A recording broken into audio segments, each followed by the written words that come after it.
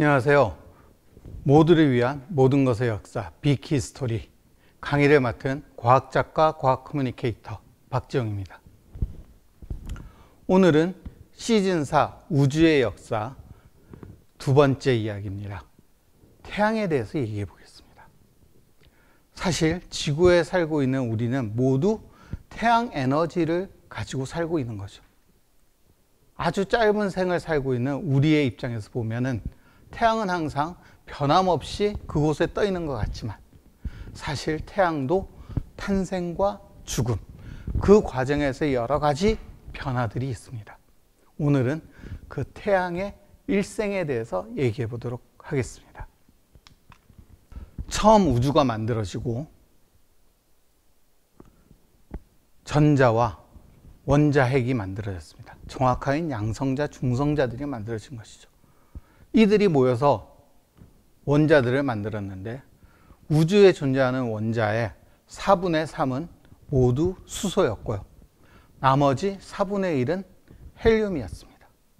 나머지 원소들은 아주 적었고 그나마도 리튬이나 탄소처럼 아주 가벼운 원소들 뿐이었습니다.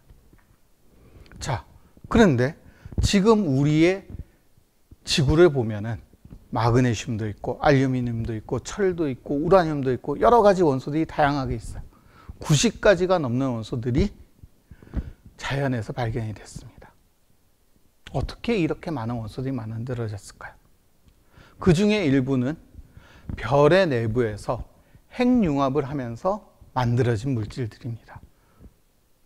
탄소도 그렇고 알루미늄도 그렇고 철까지 그렇습니다. 하지만 주기율표상에서 그리고 원자 번호로 봤을 때 철을 넘어가는 그 뒤의 물질들, 즉 우라늄이라든지 라듐이라든지 이런 물질들은 핵융합으로는 도저히 만들어지지 않는 물질들입니다. 그럼 이 물질들이 지구에서 발견됐다는 건 무엇을 의미할까요? 우라늄이나 라듐 같은 아주 무거운 원소들은 별의 내부에서 핵융합으로 만들어지지 않는다고 말씀드렸습니다. 그럼 어떻게 만들어지냐? 바로 폭발 과정에서 만들어집니다. 별이 일생의 마지막을 갈 때 별마다 조금씩 다르지만 아주 크게 폭발해버리는 별이 있습니다. 거의 은하처럼 밝아지는데요. 이렇게 밝아지면서 폭발하는 별을 우리는 초신성이라고 얘기합니다. 바로 이 초신성의 폭발 과정에서 철보다 무거운 원소들이 만들어집니다. 또는 블랙홀이나 중성자 별들이 충돌하는 과정에서도 만들어지는데요. 어쨌건 이런 여러 가지 과정 중에서 우리는 우라늄과 같은 별들이 탄생한다는 것을 연구를 통해 밝혀냈습니다. 그렇다면 지구에 이런 원소들이 있다는 얘기는 무엇을 의미할까요? 바로 지구가 태어났을 때, 즉 태양계가 태어났을 때 그 부근은 이미 폭발했던 초신성의 잔해가 있던 곳이었다 라는 것을 우리가 알 수 있는 것이죠. 그래서 태양과 지구는 서로 비슷한 시기에 만들어진 것이기 때문에 태양조차도 바로 이런 초신성의 잔해로부터 태어났다라고 얘기할 수 있을 것입니다. 자, 초신성이 폭발을 하면서 무수히 많은 우주의 먼지들, 암석들, 얼음들이 퍼져나갔는데요. 이 친구들이 우주 전체로 다 퍼져나간 건 아니고 이 먼지라고 하더라도 중력이 있기 때문에 일정한 범위 안에 모여 있었어요. 이렇게 일정한 범위 안에 모여 있던 이런 먼지들이 천천히 중력에 의해서 모이면서 점점 움직이게 됩니다. 그럼 얘네들이 움직이면서 뭘 하게 되냐면 원운동을 하게 돼요. 마치 지금 태양 주위를 지구가 돌듯이 그 다음에 토성에 있는 띠들이 토성 주위를 도는 것처럼 띠를 두르면서 돌듯이 이렇게 쭉 돌게 되는데 이 상태를 우리는 성운이라고 얘기를 합니다. 특히 태양이 만들어지기 전의 성운을 우리는 전태양 성운이다 라고 얘기를 하죠. 이 전태양 성운들이 슬슬 도는데 이 과정에서 중력은 어디가 가장 세냐면 한가운데가 가장 세겠죠. 그래서 가운데로 더 많이 모입니다. 그래서 전태양 성운의 전체 질량의 99% 이상이 어디에 모이냐면 태양에 모입니다. 그래서 얘네들이 점차 태양을 형성하게 되죠. 자, 이렇게 모여 있다고 태양이 되는 건 아닙니다. 우리는 태양과 같은 별들을 또 다른 말로 항성이라고 하는데요. 어떤 별을, 그럼 어떠한 천체를 별 또는 항성이라고 하냐면은 스스로 빛을 내는 물질을 말합니다. 스스로 빛을 내기 위해서는 무엇을 할 수 있어야 되냐면 핵융합을 할 수 있어야 됩니다. 핵융합을 하기 위해서 필요한 것은 높은 온도와 아주 커다란 압력입니다. 자, 앞서 제가 전 태양성운의 한가운데 99%의 질량이 모였다고 말씀을 드렸습니다. 99.9% 정도쯤 됩니다. 정확하게 하자면. 이 모인 것들이 스스로 중력에 의해서 서로 부딪히면서 점점 수축하게 됩니다. 수축을 하게 되면서 어떤 일이 나냐? 압력이 생기죠. 아주 높은 압력이 생깁니다. 한번 상상을 해보세요. 바다 밑바닥은 보통 표면으로부터 3km 정도 들어가 있는데요. 이 바다는 물의 높이로 10m마다 1기압씩 높아집니다. 그럼 3km라면은 거의 300기압이 되는 거예요. 즉 우리가 느끼는 압력의 300배의 압력을 어디서 느끼냐면 바다 밑바닥에서 느끼는 거죠. 그래서 여기에다 깡통 캔 같은 걸 집어넣으면은 팍 하고 움츠러들어요.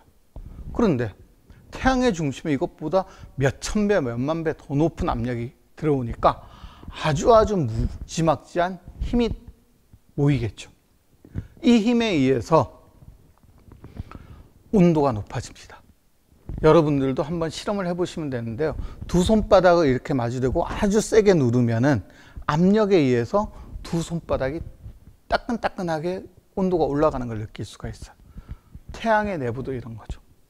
무지막지하게 온도가 높아집니다. 몇백도, 몇천도, 몇만도, 몇십만도, 몇백만도, 몇천만도까지 올라가요. 이렇게 되다 보니까 앞서 강의에서 빅뱅의 초기에 온도가 너무 높아서 전자를 원자핵이 가지고 있을 수 없었다라고 말씀드렸는데 이런 상태가 태양의 중심에서 일어납니다. 그래서 태양은 아주 뜨겁게 활활 타오른다고 우리가 보통 얘기하는데 정확하게 표현하자면 플라즈마 상태로 존재합니다. 즉 수소와 헬륨이 대부분인데 태양 같은 경우에도 이 수소의 원자핵과 전자가 서로 따로 떨어져 있고 너무 온도가 높아서 헬륨 같은 경우에도 헬륨의 원자핵과 전자가 서로 떨어져 있는 상태입니다. 이 상태에서 아주 높은 온도와 높은 압력을 가지고 존재하는 것이죠. 자, 이제 핵융합을 위한 준비가 끝났습니다. 핵융합이라고 하는 것은 정확히 말씀드리면 어떤 거냐면은 수소의 원자핵과 원자핵들이 아주 가까운 거리에 서로 만나서 헬륨의 원자핵을 만든다든가 헬륨의 원자핵들이 만나서 탄소나 다른 원자핵을 만드는 과정을 얘기합니다. 자, 그런데 원자핵들의 가장 중심에는 무엇이냐면 양성자가 있습니다. 플러스 전기를 띠고 있죠. 따라서 원자핵과 원자핵이 서로 가까이 접근하게 되면 플러스 전기와 플러스 전기 사이에서 청력이 발생해서 서로 밀어냅니다. 그래서 평소라면은 이 두 원자핵은 서로 만날 수가 없게 돼요. 하지만 앞서 말씀드린 것처럼 아주 고온에 아주 고압이기 때문에 가능해지는 거죠. 그리고 이 과정에서 수소의 원자핵들이 만나서 헬륨이 되는 과정에서 원자핵들이 가지고 있던 질량의 일부가 사라집니다. 그 사라진 일부는 무엇이 되냐면은 에너지가 되죠. 이 에너지가 무엇의 형태로 나타나냐면 감마선이라는 형태로 나타납니다. 우리가 알고 있는 빛의 일종, 즉 전자기파 일종인데 전자기파 중에서 가장 진동수가 높은 빛, 가장 에너지가 많은 빛입니다. 하지만 이렇게 나온 감마선이 지구로 바로 올 수는 없습니다. 왜냐면요, 앞서 빅뱅에서도 얘기했죠. 전자스프가 우주에 가득 차 있을 때 빛이 뚫고 나가지 못했다고. 태양 내부도 마찬가지입니다. 태양의 중심에서 만들어진 감마선은 뚫고 나오려고 오다 보면은 전자나 원자핵에 부딪히겠죠. 그럼 다시 흡수가 됩니다. 그리고 전자나 원자핵은 자기가 감마선을 흡수해서 온도가 올라가고 에너지가 많아지면은 조금 있다 다시 또 감마선을 내놔요. 아니면 감마선보다 조금 에너지가 적은 빛을 내놓을 수도 있죠. X선이나 뭐 아니면 가시광선, 자외선도 내놓을 수 있습니다. 그럼 그 빛이 다시 전진을 하다가 또 다른 놈한테 붙들려요. 붙들렸다 또 그럼 그걸 붙든 원자핵이나 전자가 또 에너지가 높아졌다 빛을 내놓습니다. 이 과정이 무한히 반복되는 것처럼 계속 오래됩니다. 그래서 이 과정을 거쳐서 태양의 표면에 올 때까지 걸리는 시간이 1만 년입니다. 즉 핵융합을 통해서 만들어진 빛은 태양 표면까지 빠져나오는데 1만 년의 시간이 걸리는 거죠. 그리고 나서 그때부터 8분 정도 뒤에 지구에 있는 우리가 그 빛을 볼 수 있게 됩니다. 즉 지금 우리가 보는 빛은 1만 년 전 우리의 선조들이 막 문명을 일구기 시작했을 때 태양의 중심에서 만들어졌던 그 빛인 것이죠. 우리가 보기에 태양은 항상 일정해 보이지만 그렇지 않습니다. 태양은 조금씩 커집니다. 왜 커지냐고요? 앞서 제가 태양의 중심에서 핵융합이 일어난다고 했습니다. 핵융합을 하게 되면 에너지가 생기고 그 에너지는 내부 온도를 조금씩 높입니다. 온도가 높아지면서 안쪽에서 바깥쪽으로 나가려고 하는 압력이 점점 더 커지게 되는 거죠. 그러면은 자, 밖에서 안으로 누르는 거는 중력이고 안에서 바깥으로 나는 거는 핵융합에 의한 압력인데 이 두 압력이 서로 균형을 이루는 상태에서 태양의 크기가 정해지는 거죠. 근데 내부의 온도가 올라가면 올라갈수록 안에서 바깥으로 미는 압력이 커지면서 태양의 크기가 조금씩 커지는 겁니다. 지금도 커지고 있습니다. 그래서 태양의 크기가 커진다는 건 뭘 의미하냐면은 태양의 표면에서 나오는 에너지 양이 더 많아지는 걸 의미합니다. 보통 우리가 천체의 밝기를 정할 때 두 가지를 가지고 정합니다. 하나는 온도고요. 나머지 하나는 표면적입니다. 즉 온도가 높을수록 밝은 별이 되고 표면적이 클수록 더 밝은 별이 됩니다. 태양의 표면 온도는 뭐 예전이나 지금이나 큰 변함이 없지만은 표면적이 커지기 때문에 태양으로부터 나오는 빛이 점점 더 커집니다.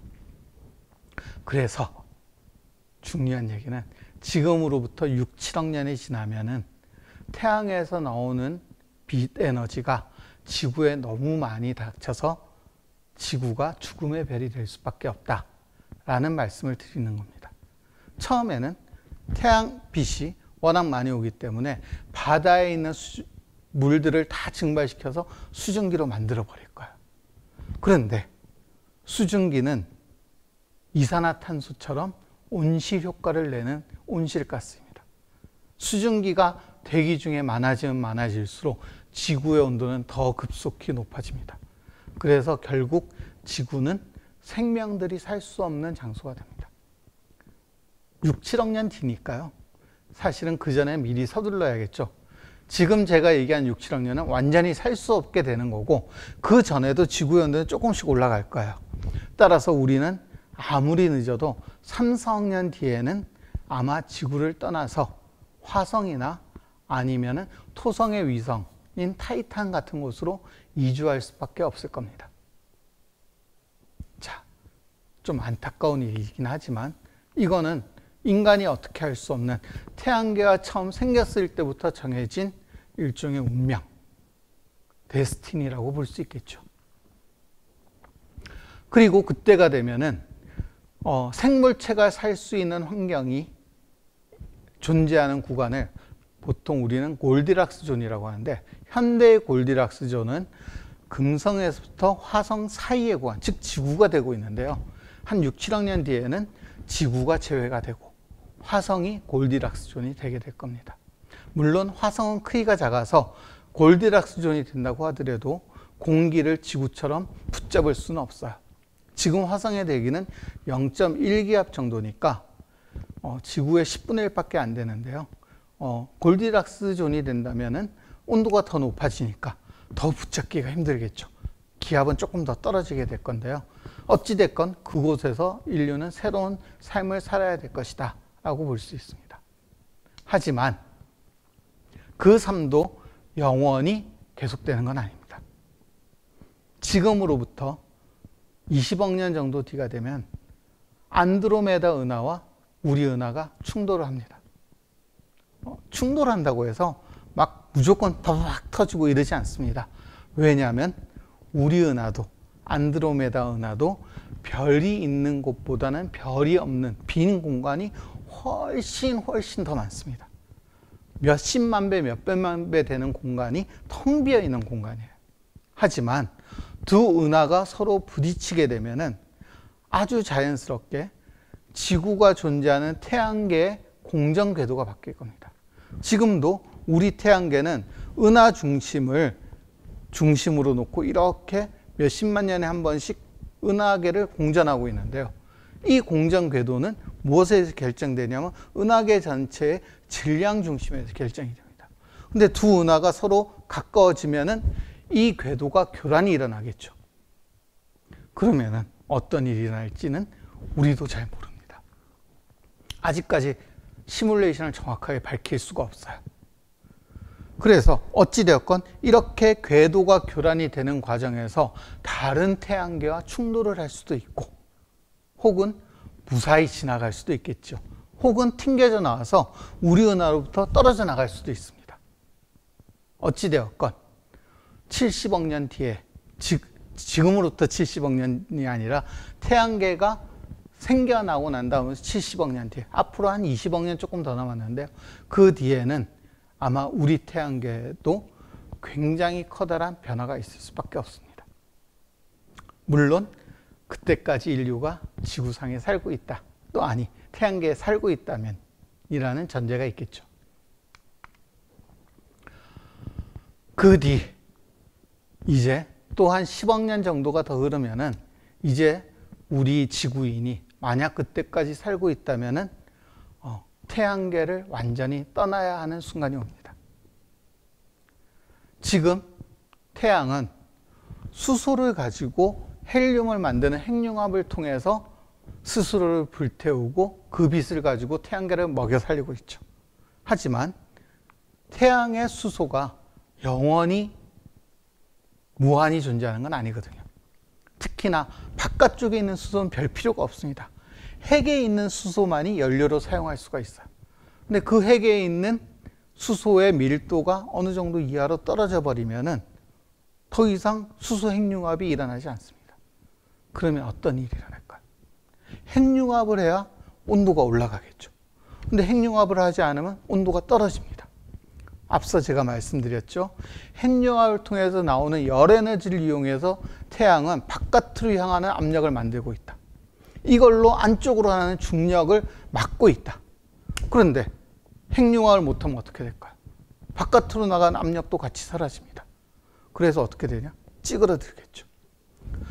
그런데 이렇게 쭈그러들다 보면은 이전의 태양보다도 훨씬 더 높은 압력을 가지게 되고 줄어들었으니까 그 다음에 훨씬 더 높은 온도로 올라가게 됩니다. 그 순간 태양은 헬륨 핵융합을 하게 됩니다. 즉 헬륨이 모여서 탄소를 만들고 이렇게 되는 거죠.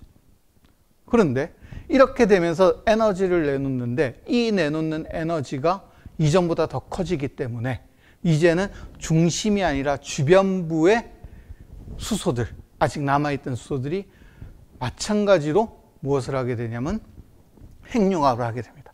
이전에는 중심, 핵에서만 핵융합을 했는데 이제는 중심에서는 헬륨이 핵융합을 하고 바깥쪽에서는 수소가 핵융합을 하게 되는 거죠. 그럼 온도가 더 많이 올라가겠죠. 그래서 점점 커지는데 이 상태를 우리는 자이언트 스타, 거성이라고 얘기합니다. 그런데 이 거성이 아주 붉은 빛으로 빛나기 때문에 보통 우리는 적색 거성이다라고 얘기를 하게 되죠. 왜 거성이야? 크기가 커지니까요. 얼마만큼 커지느냐면은 EAU 정도 되는 반지름을 갖는 것만큼 커집니다. 여기서 단위가 하나 나왔습니다. AU라는 단위인데요. 우리말로는 천문 단위라고 얘기합니다. 무슨 의미냐? 태양으로부터 지구까지 거리를 1AU라고 얘기합니다. 그렇다면은 태양이 반지름이 2AU가 된다는 건 뭐냐? 지구를 집어삼킨다는 얘기죠. 처음에 수성이 삼켜지고, 그 다음에 금성, 지구가 삼켜지고, 그 다음에 화성 근처까지 커지게 되는 거죠. 그러면은 지구는 몽땅 다 어떻게 될까? 태양에 잡아먹히게 되는 거죠. 그래서 지구에 있던 모든 물질들은 모두 원자 단위로 분해가 되고, 원자 단위로 분해되는 것으로 끝나는 게 아니라 플라즈마 상태가 돼서 원자, 핵과 전자로 분리가 되는 그런 상태로 해서 완전히 사라지게 됩니다. 그때쯤 지구에 있던 우리의 후손이 있었다면 그들은 이미 그 전에 화성이나 타이탄으로 갔을 건데 거기서도 생존할 수 없었겠죠. 그러면 이제 어디로 가야 되냐? 천왕성, 명왕성 뭐 이런 데로 가야 되는데 이미 이때쯤 되면 더 이상 태양계에 존재한다는 게 의미가 없어집니다. 태양의 활동이 너무나도 활발해지고 그 변화가 너무나도 심해지기 때문에 안정적인 삶을 꾸리기가 힘들게 될 겁니다. 그러면 그때 만약 지구에 후손이 있었다면 그들은 이제 태양계를 떠나서 다른 태양계를 찾아가야 될 것이다 라는 얘기죠. 자, 인류가 태양계를 벗어나서 떠나가면서 마지막으로 보는 태양계의 모습은 어떻게 될 거냐면 지금 화면의 모습과 비슷하게 될 겁니다. 자, 태양 중심에 헬륨의 핵융합이 끝나가기 시작하면은 태양은 이제 더 이상 태울 수가 없습니다. 태양 정도의 크기에서는 헬륨보다 더 무거운 물질들의 핵융합을 할 수가 없어요. 더 무거운 탄소나 이런 산소의 핵융합을 하기 위해서는 지금의 태양보다 훨씬 더 큰 별이라 해야 됩니다. 그래서 헬륨 핵융합이 끝나면은 더 이상 핵융합을 할 수 없는 태양은 급속히 줄어듭니다. 그리고 앞서 제가 2AU 이상의 크기로 커졌을 거라고 얘기를 했는데요. 주변에 퍼져 있던 이 부분들은 같이 오므라들지 못해요. 중심 부분만 오므라들어서 이제 중심 부분은 아주 작은 별, 외성이라고 얘기합니다. 영어로는 드워프트 스타라고 얘기하는데요. 하얀색으로 빛나는 작은 별이라는 의미에서 백색 외성이 됩니다. 그리고 주변에 퍼졌던, 적색 거성으로 퍼졌던 주변부는 이제 이 백색 외성으로부터 빛을 받아서 스스로 빛을 발하는 성운이 되는데요. 행성이 있던 자리에 행성이 생기는 것처럼 보이는 성운이라고 해서 행성상 성운이라는 이름을 붙입니다. 행성이 생기는 건 아닙니다. 이게 우리가 볼 수 있는 마지막이 될 거고요. 이제 가운데 있는 백색 외성은 시간이 지나면 점점 식겠죠. 식게 되면 나중에는 더 이상 빛을 발하지 못하니까 어두운 작은 별이 될 겁니다. 흑색 외성이 되는 것이죠. 이것을 다 보지 못하고 우리는 떠나겠지만 어쨌건 태양계와 태양은 이렇게 자기의 일생을 끝낼 수밖에 없다라는 것이죠. 자, 두 번째 강의 여기서 끝나겠습니다. 감사합니다. 이제 바뀌는 빛도 있고 안 바뀌는 빛도 있는데 그게 뭐냐면 앞서 제가 빛이 이렇게 와서 원자 핵이나 전자에 맞는다고 했잖아요. 그럼 얘네들이 에너지가 확 높아졌다가 다시 낮아지면서 에너지를 내놔요. 그런데 올라갔던 것만큼 내려오면은 똑같은 빛을 내놓고 올라갔다가 조금만 내려오면 더 낮은 빛을 내놓겠죠. 그런데 이 과정에서 생각해보면 올라갔던 것만큼 내려오는 경우도 있고 올라갔다가 중간쯤 내려오는 애도 있지만 올라갔다가 이거보다 더 낮게 내려오는 경우는 거의 없다 이거죠. 따라서 대부분의 경우는 어떻게 되냐면 이게 한두 번이 아니니까 계속 거치다 보면 이렇게 갔다가 이렇게 중간쯤 왔다가 또 올라갔다가 중간쯤 왔다가 이런 과정을 거치면서 점차 낮아지는 에너지를 적게 가지는 빛이 더 많아지겠죠. 그래서 지구에서 보기에 태양의 빛 중에서 가장 많이 나오는 빛은 우리가 눈으로 볼 수 있는 가시광선 영역에 빛이 나오게 됩니다.